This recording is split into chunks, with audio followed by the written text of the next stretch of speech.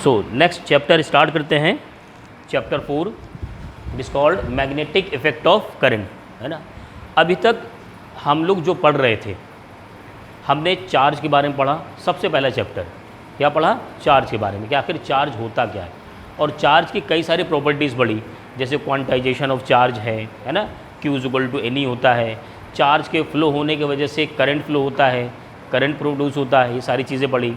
फिर करंट का नेचर पढ़ा गया कि करंट किस तरीके से एडअप हो जाता है। हालांकि देखा जाता है कि करंट का डायरेक्शन, लोग कहते हैं भाई करंट इस डायरेक्शन फ्लो हो रहा है, करंट इस डायरेक्शन फ्लो हो रहा है, लेकिन वो एक वेक्टर क्वांटिटी नहीं है। उसकी वजह मैंने बताया था कि जो वेक्टर्स के रूल हैं, जैसे कि वेक्टर को ऐड करने का, सब्ट्रैक्ट करने का, पैरेललोग्राम लॉ को फॉलो करने का, वो रूल, वो लॉ करंट फ्लो नहीं करता, करंट फॉलो ही नहीं करता। करंट क्या फॉलो करता है कि किरचॉफ लॉ को फॉलो कर देता है, KCL, किरचॉफ करंट लॉ। किसी जंक्शन पर करंट जो आ रही है उतना ही करंट जाती है। खैर, ये सारी चीज़ें हमने पढ़ी। अब एक नई दुनिया में हम लोग एंट्री कर रहे हैं, वो क्या है? मैग्नेटिक इफेक्ट पढ़ना है। इसका रिलेशन क्या है? एकदम इलेक्ट्रिक फील्ड की तरह है। मैंने इलेक्ट्रिक फील्ड के बारे में आपको बताया था कि कोई चार्ज है, वो एक तरीके से क्या है? वो लाइन है, शेर है। वो अगर कहीं है तो अपने आसपास के एरिया में अपना इफेक्ट दिखाना चाहता है, अपना एक इन्वायरमेंट क्रिएट करता है, अपना एक ऑरा क्रिएट करता है कि तुम मेरे एरिया में आओगे तो मुझसे लड़ना पड़ेगा, या मेरे फोर्स के इफेक्ट को तुम क्या करोगे? देखोगे। तो या तो मैं तुम पर अट्रैक्टिव फोर्स लगा दूंगा, या तो मैं रिपल्सिव फोर्स लगाऊंगा। इसी से रिलेट करके आता है इलेक्ट्रिक फील्ड, यानी जो ऑरा उसने अपने चारों तरफ क्रिएट किया है वो एक फील्ड हुआ, और वो फील्ड क्या कहलाता है? Electric field. उसके इलेक्ट्रिक फील्ड में जो आएगा वो इसका इफेक्ट देखेगा। हो सकता है उसका इफेक्ट अच्छा हो, अट्रैक्ट कर ले, और हो सकता है उसका इफेक्ट रिपल्सिव हो, वो आपको भगा दे। फिर उसी से हमने रिलेट करके पढ़ा था पोटेंशियल। पोटेंशियल कि किसी के एरिया में घुसेंगे, उसके पास किसी पॉजिटिव चार्ज के पास पॉजिटिव चार्ज लेके जाएंगे तो आपको वर्क करना पड़ेगा। वो जो वर्क डन है पर यूनिट चार्ज, कौन सा चार्ज होता है? Q0 होता है नीचे, याद है ना, जो कि टेस्ट चार्ज होता है। टेस्ट चार्ज मतलब समझे कि बताया गया भाई बगल वाले जंगल में जो है शेर बड़ा ख़तरनाक है, तो बताया भाई कैसे पता चले कितना ख़तरनाक है? तो यहाँ से क्या ले गए? एक बकरी लेके चले गए कि बकरी को छोड़ के देखो कैसे शिकार करता है, उससे पता चलेगा कितना ख़तरनाक है। तो वो हम क्या करें? एक चार्ज रखा हुआ था पॉजिटिव चार्ज, Q0 चार्ज लेकर गए और उसके पास ज़बरदस्ती लेके जा रहे हैं, और वो कह रहा है नहीं मेरे पास मत लेके आओ, वो भगा रहा है, हम लेके जा रहे हैं। तो लेकर के ज़बरदस्ती लेके जाने में क्या करना पड़ा? वर्क डन करना पड़ा। वो वर्क डन अपॉन Q0, ये क्या होता है? पोटेंशियल हो जाता है। क्लियर? तो उसी से रिलेटेड चीज़ें ये भी है कि जैसे एक चार्ज, चाहे वो रुका हुआ है चाहे वो चल रहा है, अपने चारों तरफ इलेक्ट्रिक फील्ड प्रोड्यूस कर रहा है, वैसे ही कोई चार्ज अगर फ्लो कर रहा, क्या है? फ्लो कर रहा है, तो वो क्या करेगा? करंट होगा ना। चार्ज फ्लो करने मतलब करंट। तो करंट करें कंडक्टर क्या होता है? एक मैग्नेटिक फील्ड प्रोड्यूस करता है। क्या करते हैं? The space around a magnet which with in which its influence can be experience is called its magnetic field. कोई अगर मैग्नेट नेचुरल है, उसके चारों तरफ जिस फील्ड में क्या करते हैं आप कुछ इन्फ्लुएंस देखते हैं, वो होता है मैग्नेटिक फील्ड। अब बात आती है ए मूविंग चार्ज। यहाँ मूविंग चार्ज की बात हो रही है, यानी करंट करें कंडक्टर होगा, और एक current sets up creates a magnetic field in the space around it. यानी अगर ये वायर है और इसमें मूविंग चार्ज मूव कर रहा है, इसका मतलब क्या होगा? करंट फ्लो हो रहा, तो इसके चारों तरफ क्या होगा? एक मैग्नेटिक फील्ड होगा। अब एक बात बताइए, क्या ये जो वायर है इसके चारों तरफ मैग्नेटिक फील्ड होगा? हाँ होता है, लेकिन वो बहुत कम होता है। इसीलिए कहते हैं जो हाई टेंशन की लाइन जाती है तो उसके आसपास कुछ चीज़ें होती है तो वो उसको अट्रैक्ट करती हैं, खींच लेती हैं। क्यों? क्योंकि जब आई की वैल्यू बहुत ज़्यादा होती है तो उसकी चारों तरफ मैग्नेटिक फील्ड की वैल्यू भी ज़्यादा होती है। एक तो बात ये हो गई। दूसरी बात समझिएगा, इसी से रिलेटेड है। The magnetic field exerts a force on a moving charge और ए करंट इन द फील्ड। भाई देखो, एक वायर में तुमने करंट फ्लो करा दिया तो उसने क्या प्रोड्यूस किया? Magnetic field. क्या प्रोड्यूस किया? Magnetic field. ये मैग्नेटिक फील्ड अब किसके ऊपर लगा सकते हैं? किसके ऊपर लग सकता है? इसके चारों तरफ मैग्नेटिक फील्ड है ना। मैग्नेटिक फील्ड सिर्फ और सिर्फ मूविंग चार्ज पे लगता है। बात समझ में आ रही? यानी क्या है, एक शेर बैठा हुआ है, समझिए नहीं से, एक शेर है, लायन है, वो चार्ज है, वो अपने चारों तरफ इलेक्ट्रिक फील्ड लगाया। क्या लगाया? Electric field. और अगर आप उसके एरिया में घूमेंगे तो आप पर अटैक करेगा, चाहे आप चुप के बैठ जाएं, स्टेशनरी हो, या आप चलते रहें तो भी वो अटैक करेगा। दोनों कंडीशन में। किसमें? अगर आप स्टेशनरी हैं तो भी अटैक करेगा, और आप मूविंग हैं तो भी अटैक करेगा। कब? जब वो इलेक्ट्रिक फील्ड का दायरा है। और एक क्या है, एक भालू है, भालू प्रोड्यूस कर रहा है मैग्नेटिक फील्ड। तो भालू की खासियत है, वो इसकी प्रॉपर्टी इससे अलग है। क्या है? अगर इसके एरिया में जब तक चलोगे तब तक अटैक करेगा, और रुक गए तो कोई अटैक नहीं। स्टेशनरी है तो कोई अटैक नहीं, बस एकदम सेम वैसे ही। इलेक्ट्रिक फील्ड में अगर चार्ज है, चाहे वो स्टेशनरी हो चाहे वो मूविंग हो, उस पर इलेक्ट्रिक फोर्स लग जाएगा। लेकिन मैग्नेटिक फील्ड में अगर कोई चार्ज है और वो स्टेशनरी है तो कोई मैग्नेटिक फोर्स नहीं, लेकिन जब मूविंग होगा तो फोर्स। बहुत ही गहरा कॉन्सेप्ट है, ध्यान रखिएगा हमेशा, यही फ़र्क है दोनों में। क्लियर?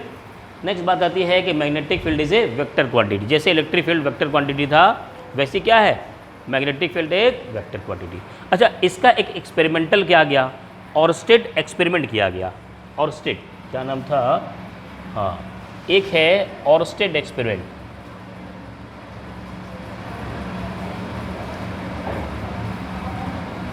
क्या एक्सपेरिमेंट है, थोड़ा ध्यान समझिएगा। उन्होंने क्या किया, मैग्नेटिक निडल ले लिया। भाई मैग्नेटिक निडल क्या होती है? मान लो ये नॉर्थ पोल है, ये साउथ पोल थे, ऐसी होती है ना। और किसी भी मैग्नेटिक फील्ड में लेके जाते हैं तो इस पर फोर्स लगता है। अब इन्होंने क्या किया कि एक सर्किट बनाया। सर्किट क्या बनाया? ऐसे लिया और बैटरी लगा दिया, प्लस माइनस करंट फ्लो होने लगा। तो जब इसमें करंट फ्लो हुआ, समझिएगा, यहाँ पर उन्होंने क्या किया, स्विच लिया। तो जब इसमें करंट फ्लो हुआ तो इसमें डिफ्लेक्शन दिखा। बात समझ में आ रही? जब करंट फ्लो हुआ तो डिफ्लेक्शन दिखा, और जब करंट फ्लो नहीं हो रहा ना तो कोई डिफ्लेक्शन नहीं दिख रहा। इससे पहली बात ये पता चली कि जब करंट फ्लो होता है तभी मैग्नेटिक फील्ड होता है, और जब करंट फ्लो नहीं होता तो मैग्नेटिक फील्ड नहीं होता। पहली कंडीशन आ गई, ये एक्सपेरिमेंट से निकला। दूसरा चीज़ देखा इन्होंने, बैटरी का पोल बदल दिया, ऐसे बदल दिया। अब क्या हुआ? क्या करंट का डायरेक्शन बदल गया? हाँ बदल गया। अब ये करंट ऐसे नहीं जाएगा, इधर जाएगा ना, प्लस से निकलता है। अब यह देखा कि ये जो डिफ्लेक्शन था ना, उल्टा होने लगा। पहले जिस साइड डिफ्लेक्शन था अब उसका उल्टा डिफ्लेक्शन हुआ। इसका मतलब ये हुआ कि करंट का डायरेक्शन चेंज होने से मैग्नेटिक फील्ड का डायरेक्शन चेंज हो जाता है। क्लियर? इस एक्सपेरिमेंट से उन्हें दो चीज़ें मिल गई। क्लियर? अब इस पर क्या हुआ कि बायो-सेवर्ट ने एक लॉ दिया। बायो-सेवर्ट, आ जाइए इसके बारे में समझ लीजिए। नाम है बायो-सेवर्ट लॉ। बहुत ही इंपॉर्टेंट है ये, ध्यान देंगे बहुत आसानी से समझ में आ जाएगा। Biot-Savart law. उन्होंने क्या किया, एक वायर लिया, पहले समझिए बाद में नोट कीजिएगा। एक ऐसे वायर ले लिया, ये x ये y, और इस पर करंट फ्लो करा रहे हैं I। ध्यान दीजिएगा। इसका एक छोटा सा एलिमेंट लिया यहाँ पर, इसका छोटा सा एलिमेंट dl लेंथ का, ठीक है। और इससे क्या किया, r डिस्टेंस पर p पॉइंट पर मैग्नेटिक फील्ड की वैल्यू को देखा, एक्सपेरिमेंट किया और मैग्नेटिक फील्ड की वैल्यू को देखा, और यहाँ से एंगल बना रहता थीटा। ये जो p पॉइंट है, इस छोटे से एलिमेंटल वायर से dl से कितना एंगल बना रहता थीटा। कितनी डिस्टेंस पर था, r डिस्टेंस पर। क्लियर? और इसमें करंट कितना फ्लो हो रहा है, I। उन्होंने ये देखा कि ये जो मैग्नेटिक फील्ड है dB, ये डायरेक्टली प्रोपोर्शनल है I के। यानी जैसे जैसे इस वायर में हम करंट की वैल्यू को इंक्रीज़ करेंगे, वैसे वैसे मैग्नेटिक फील्ड की वैल्यू बढ़ रही। मैग्नेटिक फील्ड कहाँ पर देखा, पॉइंट P पर। जैसे वहाँ करंट फ्लो हो रही है, मैं यहाँ खड़ा हूँ, तो उसका इफेक्ट मैं यहाँ चेक करना चाहता हूँ कि भाई उस करंट की वजह से मेरे पॉइंट पर कितना मैग्नेटिक फील्ड लग रहा। तो ये देखा गया कि उस वायर में अगर मैं आई की वैल्यू बढ़ा दूं तो यहाँ पर मैग्नेटिक फील्ड की वैल्यू बढ़ गई, प्रोपोर्शनल है। साथ ही साथ उन्होंने देखा कि d B is directly proportional to d l, यानी ये जो एलिमेंटल वायर है, इस एलिमेंटल वायर का लेंथ बढ़ाने पर क्या होगा, मैग्नेटिक फील्ड की वैल्यू बढ़ जाएगी। साथ ही साथ उन्होंने देखा कि ये जो वैल्यू है वो जो एंगल है थीटा, उसके साइन थीटा के प्रोपोर्शनल होती है। क्लियर।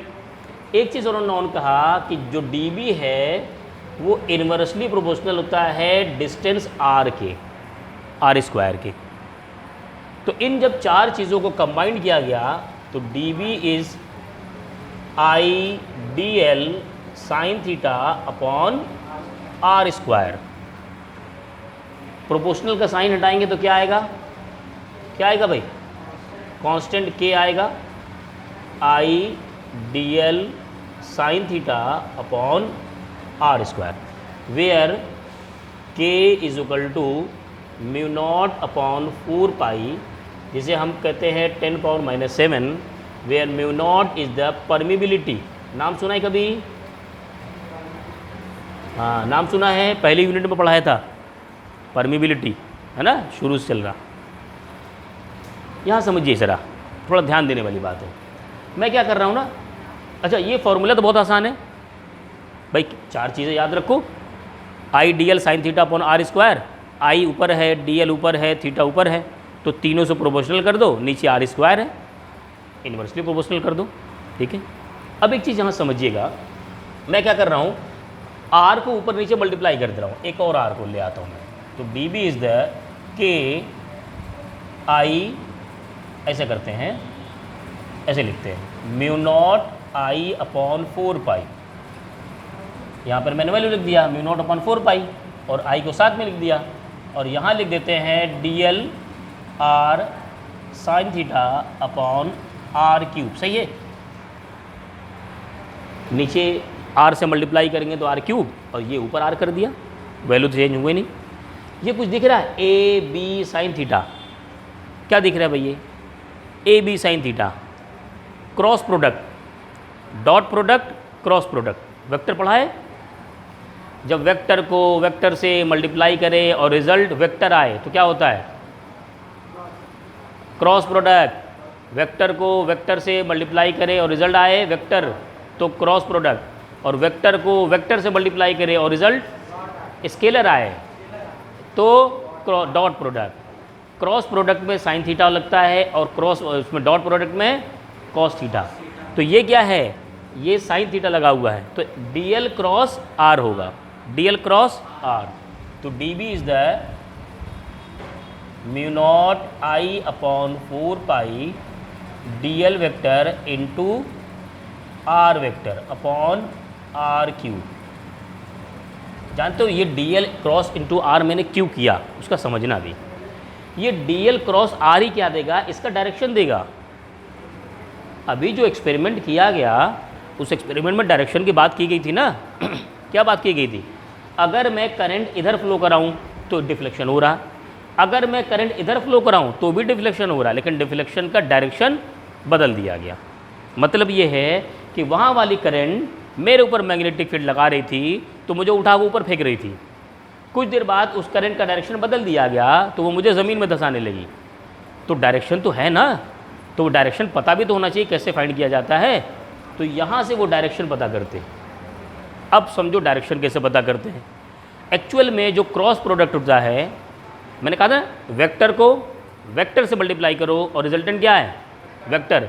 तो ये जो वेक्टर आता है ना तीसरा वाला, इन दोनों के परपेंडिकुलर होगा, इन दोनों की।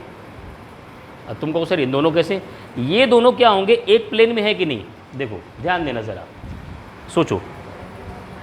ये रहा डीएल और डीबी कैसे, नहीं डीएल इंटू आर, तो ये रहा डीएल ये रहा आर, ऐसी तो है, अरे ये रहा डीएल ये रहा आर। तो अब इनका परपेंडिकुलर ये ऐसा हो गया, इनका परपेंडिकुलर किधर बन सकता है, इनका परपेंडिकुलर या तो ऐसे बन जाए या तो ऐसे बन जाए। क्लियर बात समझ में आ गई? या तो ऐसे बनेगा तभी तो दोनों से परपेंडिकुलर होगा, या तो अंदर की तरफ हो जाए तभी दोनों से परपेंडिकुलर होगा। तो होता लेकिन परपेंडिकुलर है, होता परपेंडिकुलर। अब हमें पता करना है कि अंदर होगा कि बाहर होगा। तो इसका एक रूल है, वो है स्क्रू रूल। क्या है? स्क्रू रूल, या स्क्रू लॉ भी कहते हैं। स्क्रू जानते हैं ना, स्क्रू पेचकस बोलते हैं इसे, है ना। जब स्क्रू वो टाइट करते हैं, मान लो स्क्रू है यहाँ पर, यहाँ स्क्रू है। अब जब इसको क्लॉकवाइज घुमाओगे तो ये स्क्रू कहाँ जाएगा? अंदर जाएगा कि बाहर? अंदर। और एंटी क्लॉकवाइज घुमाओगे तो बाहर आता है। याद रहे? अब समझो, स्क्रू रूल का मतलब ये है कि ये जो ए है ये बी है। आप डीएल से कहाँ चलेंगे? आर की तरफ चलेंगे। डीएल से किधर चलेंगे? आर की तरफ अपना स्क्रू घुमाएंगे। अब देखो डीएल ये रहा, आर ये रहा, ऐसे घुमाओ, ऐसे घुमाओगे, ये ऐसे करके आओगे। देखो भाई डीएल ये रहा आर, स्क्रू यहाँ रखा और घुमाया, घुमा रहे डीएल से आर की तरफ। अब स्क्रू क्लॉकवाइज घूम रहा है, एंटी क्लॉकवाइज? क्लॉकवाइज। किधर जाएगा? अंदर के बाहर? अंदर। अंदर, हाँ। अब अगर अंदर जाएगा, याद तो हो गया ना अंदर। अब अंदर को रिप्रेजेंट कैसे करें? ये भी तो है, रिप्रेजेंट कैसे करें? तो रिप्रेजेंट करना है तीर से। तीर चलाओ, तो जब तीर तुम्हारी तरफ आएगी तो क्या दिखेगा? पॉइंट दिखेगा बस एक। और तीर तुमसे दूर जा रही है तो क्या दिखेगा? क्रॉस दिखेगा। क्या दिखेगा भाई? पीछे तो चौड़ा होता है ना तीर के, तो क्या होगा? यहाँ पर हम इसको बनाएंगे डायरेक्शन ऐसे, क्रॉस। इसका सिंबल क्या हुआ? इस प्लेन के अंदर जा रहा है। कौन? डीबी। डीबी कहाँ जा रहा है?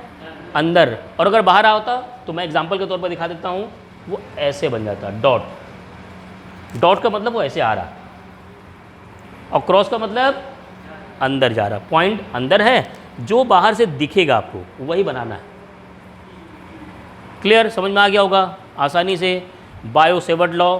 अब इसके कुछ केसेस हैं, वो केसेस भी डिस्कस करेंगे कि मैक्सिमम कब होता है, मिनिमम कब होता है ना। पहले इतना नोट कर लीजिए।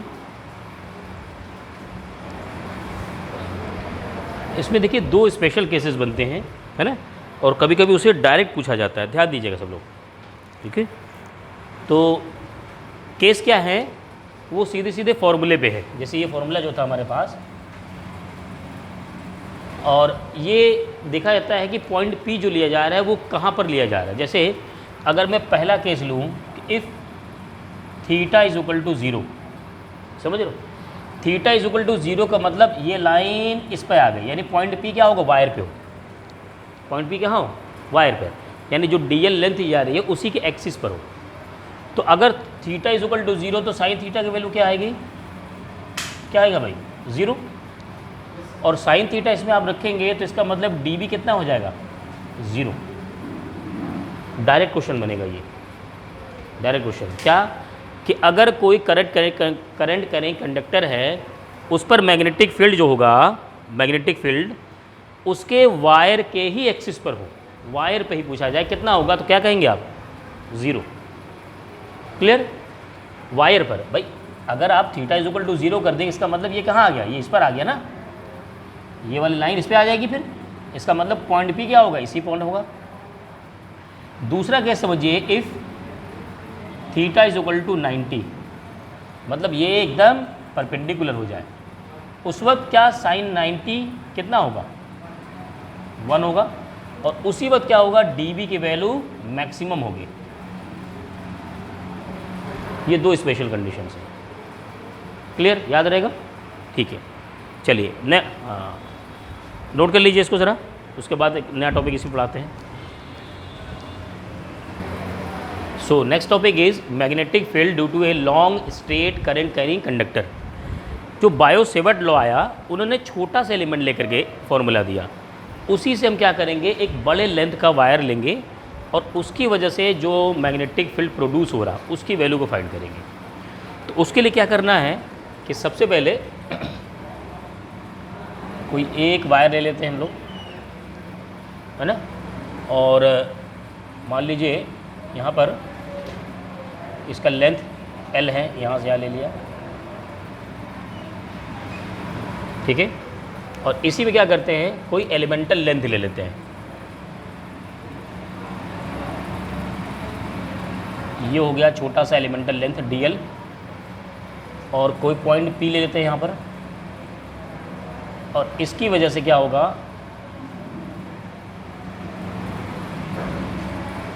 थीटा एंगल पर और डिस्टेंस r पर, यहाँ पर क्या करेंगे, मैग्नेटिक फील्ड पता करेंगे। ऐसे किया था। अब इसके लिए क्या करना है कि देखो ये जो L है इसको नाम दे दो, ये पॉइंट A है, ये पॉइंट कह दो B, और ये पॉइंट C, और यहाँ से क्या करते हैं, एक परपेंडिकुलर ड्रॉ कर देते हैं।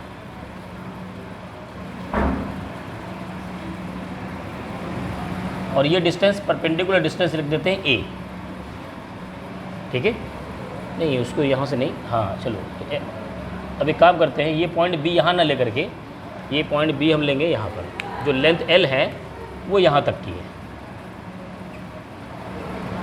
यानी ये है पॉइंट A और ये पॉइंट B। ठीक है, समझ में आ रहा होगा। पॉइंट A, पॉइंट B, ये परपेंडिकुलर लेंथ होगी A, और यहाँ से एंगल थीटा पर जो लेंथ है वो R है, और ये लेंथ L है, एलिमेंटल लेंथ हमने कितना लिया है, छोटा सा, वो DL लिया हुआ है ये। अच्छा, ये एंगल यहाँ पर बन रहा है जो है वो है फाई।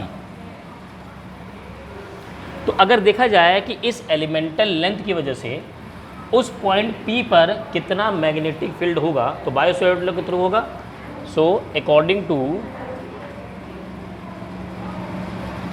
बायोट सेवर्ट लॉ, यहाँ पर जो dB होगा वो होगा I नहीं, mu naught upon 4 pi I dl sine theta upon r square. सही है। इस dl लेंथ की वजह से पॉइंट P पर जो मैग्नेटिक फील्ड की वैल्यू है वो तो इतना ही है ना, ये तो फॉर्मूला भी देखा था, mu naught upon 4 pi I dl sine theta upon r square. ठीक है, क्लियर है, कोई डाउट तो नहीं किसी को। अब आइए हम क्या करेंगे ना, ये I dl साइन थीटा और r की वैल्यू फाइंड करेंगे। देखो कैसे करेंगे, एक काम करो, यहाँ ट्रायंगल देखो, ट्रायंगल ABC, ये 90 डिग्री, क्या theta plus phi plus 90 is equal to 180 होता है, 180। ट्रायंगल के तीनों एंगल का सम 180 होता है। क्या मैं यहाँ पर लिख सकता हूँ theta plus 90 is equal to, नहीं sorry, theta plus phi is equal to 90। सही है, बोर्ड पर देखिए समझिए, भाई ये 90 है तो theta plus phi is equal to 90। क्या यहाँ से लिख सकते हैं theta is equal to 90 minus phi, दोनों तरफ साइन थीटा लगा दें तो sine theta is equal to sine 90 minus phi. क्या लिख सकते हैं sine theta is equal to cos phi. Equation second कह दो, साइन थीटा का वैल्यू फाई के फॉर्म में पुट करने के लिए आ गया। मैंने क्या कहा था, देखो जो डेरिवेशन होता है ना, डेरिवेशन में टारगेट पता होता है, करना क्या है, प्रोसीजर पता होता है, तो पहले से पता रखो। मैंने क्या कहा, हमें I dl साइन थीटा और r स्क्वायर की वैल्यू को वहाँ पुट करना। एक बात तो यहाँ आ गई, साइन थीटा हम लेकर के आ गए। अब क्या करते हैं, अब करते हैं कॉस थीटा। हाँ चलो, इसी ट्रायंगल में देखते हैं, इसी ट्रायंगल में, इन ट्रायंगल ABC लिखते हैं cos phi. Cos phi equal to क्या होता है, perpendicular upon hypotenuse, base upon hypotenuse. हाँ देखिए, याद है कि नहीं, ये हाँ कर रहे थे। हाँ तो क्या हुआ बायो है, ये तो 5वीं क्लास का बच्चा है, बताएगा क्या होगा भाई, बेस अपॉन हाइपोटेन्यूस। अच्छा, बेस पता कैसे चलता है, परपेंडिकुलर बेस कैसे पता चलेगा, किसी ट्रायंगल में कौन सा बेस है कैसे पता चलेगा। हाँ ये बस एक पता है, और बाकी दोनों में से कैसे डिसाइड होगा, नहीं, एंगल के सामने, जिस एंगल को आप कंसीडर करेंगे उसी के सामने परपेंडिकुलर होगा। याद रखिए, ज़िंदगी भर याद कर लो, जैसे 90 के सामने हाइपोटेन्यूस है वैसे ही एंगल के सामने का क्या होगा, परपेंडिकुलर। जिस एंगल को आप वहाँ पर लेंगे, जैसे मैंने लिया है फाई को, तो अब फाई के सामने क्या बन गया, परपेंडिकुलर। ये तो अब बेस कौन बना, फिर बेस ये बना ना। इसका मतलब क्या हो, cos phi is equal to a by hypotenuse r. सही है, याद रहेगा। हमें वैल्यू किसकी रखनी है, आर की ना। तो यहाँ से आर हो जाएगा ए बाई कॉस फाई। हम इसको लिख सकते हैं कि r is equal to a sec phi लिख सकते हैं। बोलो भाई, r is equal to a sec phi है ना। कॉस फाई 1/, कॉस फाई क्या होता है, सेक फाई होता है। ये हो गया हमारे पास इक्वेशन सेकंड, आर की वैल्यू ले आए हम। तीसरा ले लेते हैं इसी ट्रायंगल में, फिर ले लो in triangle A B C. अब ले लो tan फाई। tan फाई क्या होगा भाई, परपेंडिकुलर अपॉन, अब फाई के सामने परपेंडिकुलर और बेस कौन है, ए। तो क्या tan phi is equal to हम लिख सकते हैं L बाई ए। जहाँ नहीं समझ में आए पूछ लेना फ़ौरन।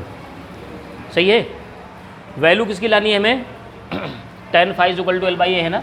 यहाँ ले लो L इज इक्वल टू हो जाएगा A tan फाई, लिख सकते हैं, क्रॉस मल्टीप्लाई कर दिया। इसको ज़रा डिफरेंशिएट कर दो। अब बायो वाले डिफरेंशिएट से घबरा जाएंगे। इसको डिफरेंशिएट करना है विद रिस्पेक्ट टू फाई। अब बायो से या मैथ से, बायो से, हाँ, तो थोड़ा सा समझ में नहीं आएगा, ध्यान दीजिएगा ना।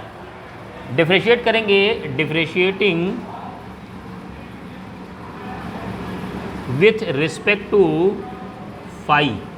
तो देखो कैसे लिखेंगे, इसको लिखेंगे हम dl upon d phi is equal to a constant होगा। और tan का डिफरेंशिएशन कितना होगा भाई, बताओ भाई, मेरे पास तो लिखा हुआ है सेक, हाँ नहीं सही होता है ना, हाँ सेक स्क्वायर, ए सेक स्क्वायर फाई। सही है। अगर बायो वाले स्टूडेंट तो ध्यान समझिए डिफरेंशिएशन होता क्या है। डिफरेंशिएट का मतलब छोटे छोटे पार्टिकल्स में तोड़ देना। अब यहाँ डिफरेंशिएशन पूरा पढ़ना तो है नहीं, हमें उतना पढ़ना है जिससे हमारा फिजिक्स पार हो जाए, उतना ही पढ़ना है। तो हम क्या करेंगे, देखो किसके रिस्पेक्ट में कर रहे हैं, फाई के रिस्पेक्ट में। तो जिसके रिस्पेक्ट में करते हैं ना वही नीचे आता है, डी फाई वही आता है। तो और डी फाई किस में आएगा, डी फाई किस में आएगा, जो डिफरेंशिएट नहीं हो पा रहे हैं उन्हीं के नीचे आएगा, जो हो जा रहे हैं ना उनके नीचे नहीं आता। एल डिफरेंशिएट नहीं हुआ तो क्या आ गया, d l upon d phi. और जो कांस्टेंट होते हैं ना उनको कोई छूता नहीं है, वो किनारे हो गए, ए कांस्टेंट किनारे हो गए।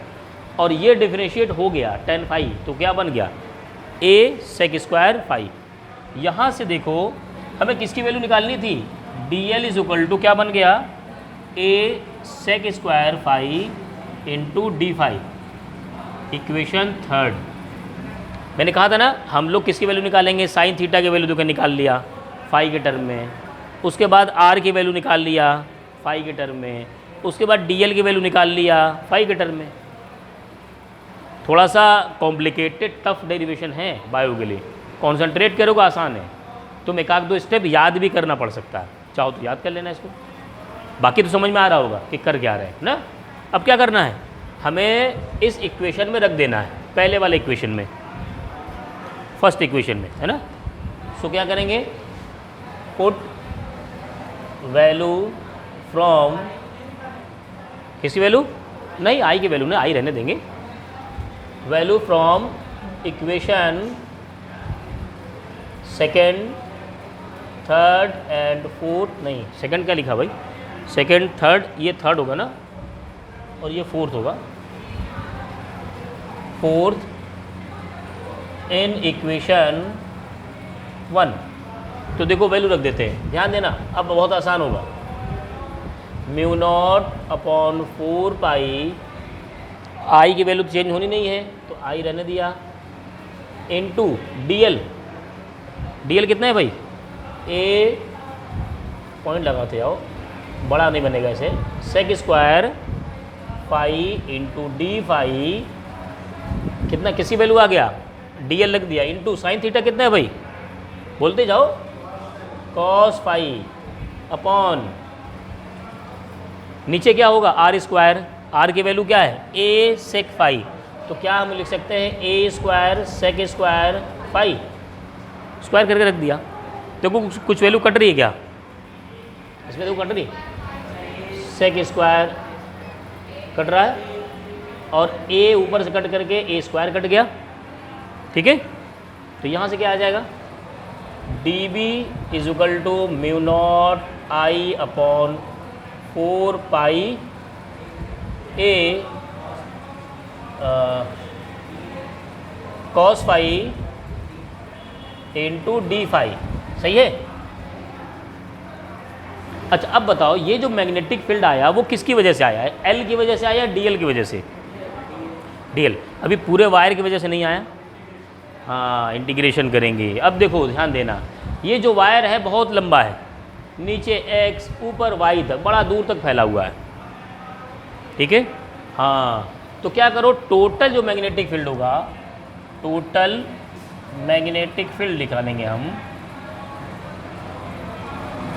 वो करेंगे B is equal to integration d B integration mu naught I upon 4 pi a cos phi into D phi.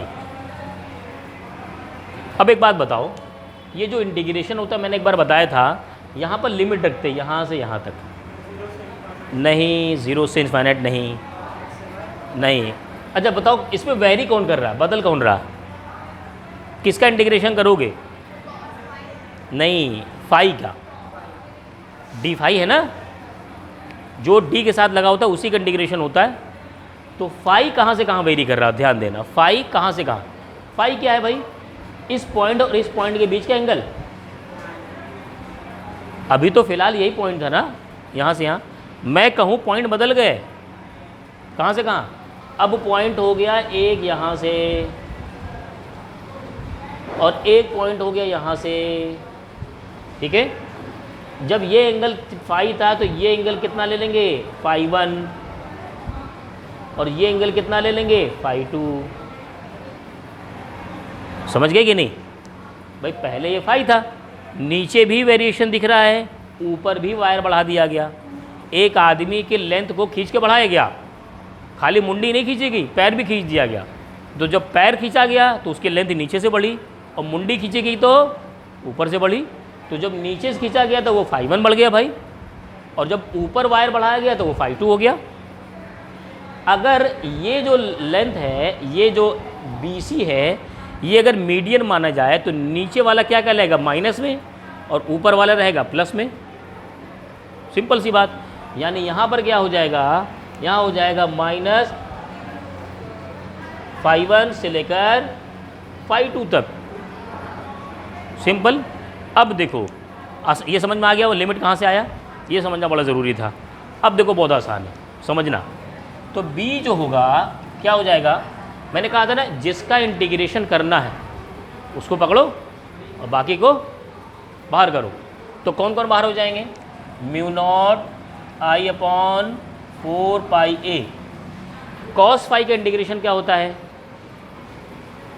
Sine phi, क्या होता है, हाँ माइनस साइन फाई, क्या होता है, नहीं कॉस फाई का डिफरेंशिएशन माइनस फाई होता है, इंटीग्रेशन प्लस होता है, तो ये हो जाएगा साइन फाई, बस ठीक है। लिमिट रखिए माइनस फाई 1 से फाई 2, माइनस था ना। अच्छा इन दोनों का फिर क्या काम करते हैं, क्या करते हैं इसके बाद, हाँ बहुत आसान है, एक बार ऊपर वाली वैल्यू रख दो, एक बार नीचे वाली वैल्यू रखो, देखो रखते हैं अभी, बी है बहुत आसान, 4 पाई ए, एक बार रखेंगे ऊपर वाली वैल्यू फाई 2, फिर माइनस करके एक बार नीचे वाली वैल्यू, साइन के साथ रखे हैं, ठीक है ना। साइन माइनस थीटा होता है साइन थीटा, क्या होता है, साइन माइनस थीटा होता है साइन थीटा, नहीं साइन माइनस थीटा होता है वो माइनस साइन थीटा, माइनस बाहर आ जाता है, मैंने गलत बोला, बी हो जाएगा mu naught I upon 4 pi A, देखिए ये हो जाएगा sine phi 2 plus sine φ1 sine minus theta होता है माइनस साइन थीटा, तो जो माइनस लगाओगे तो प्लस हो जाएगा। बस फॉर्मूला आ गया, यही फॉर्मूला ड्राइव करना था। बात समझ में आई कैसे डेरिवेशन किया? बहुत सिंपल, जो बायो सेवर्ट लॉ था उस फॉर्मूले को लिख लिया। अब मेरे पास टारगेट थे 3, एक तो साइन थीटा को cos फाई बनाना है, dl को बनाना है और r को बनाना है। बस यही ट्रायंगल उठाओ, सिंपल। एक बार बनाओ theta plus phi is equal to 90, theta plus phi is equal to 90, और फिर उसे theta is equal to 90 minus phi sine theta लगाया, आ गया पहला। फिर एक बार ट्रायंगल लो, इसमें ले लो cos फाई से लेकर के आओ r की वैल्यू। एक बार उसी ट्रायंगल में ले लो tan फाई, उससे ले आओ dl की वैल्यू। पहले l लाओ, डिफरेंशिएट करो, dl आ जाएगा। अब तीनों वैल्यू उठाना है, उसमें रख देना है। रख करके क्या करना है? इंटीग्रेट करना है। क्यों? क्योंकि छोटा एलिमेंट लिया था। अब बड़े के लिए क्या करें? इंटीग्रेट करो। और डिफरेंशिएशन इंटीग्रेशन से भागोगे कभी पीछा नहीं छूटेगा। कोई आदमी सोचे कि मैं भाग जाऊँ, पीछा नहीं छूटने वाला। मतलब ये है, जैसे ये कि अपनी परछाई से भाग नहीं सकते ना, वैसे इन सब से भाग नहीं सकते। तो जिनसे पीछा ना छूटना हो उनको अपने साथ बैठा लो, वो ज़्यादा अच्छा है कि नहीं? सांप बार बार काट रहा है, उसको पाल लो बेचारे को, या दांत तोड़ दो उसके। तो यही है कि इसको सीख लो फिर उतना, और एक आध लाइन जो है उसमें याद कर लो, सिखाने के लिए हमें। उसके बाद क्या करो? इंटीग्रेट करिए, वैल्यू आ गई। अब इसमें कुछ स्पेशल केसेस हैं, अभी समझेंगे, ठीक है? चलिए नोट करिए इसको।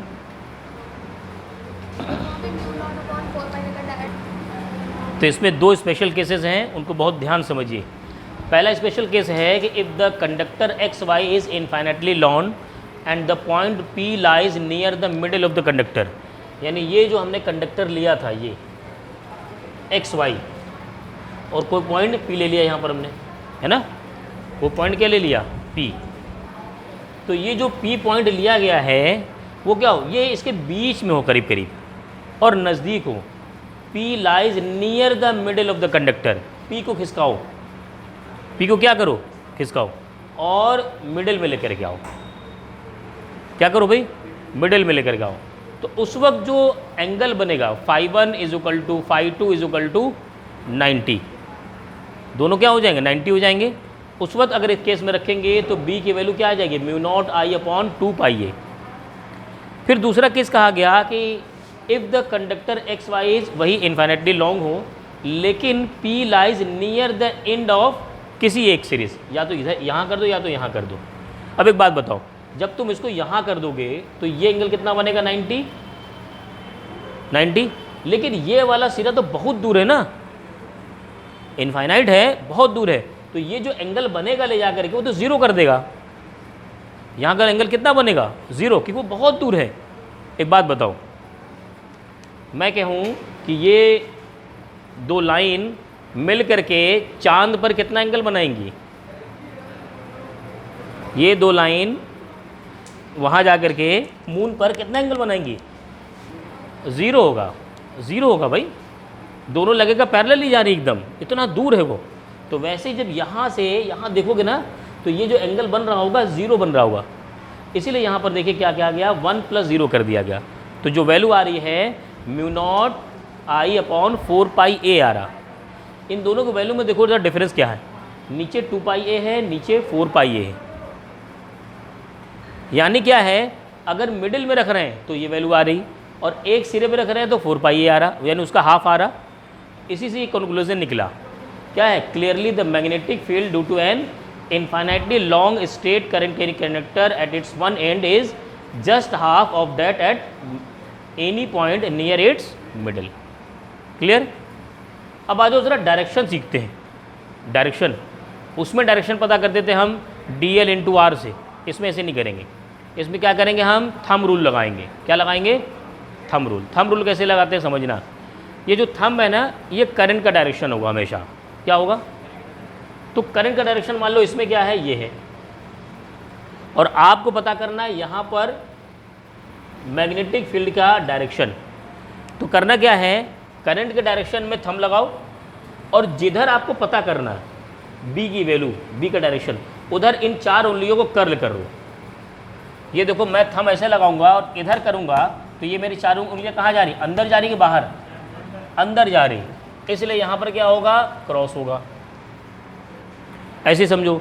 अगर कोई कहते भाई करंट तो यही है, आप ज़रा मैग्नेटिक फील्ड का डायरेक्शन यहाँ बताओ, इधर P है। अब देखना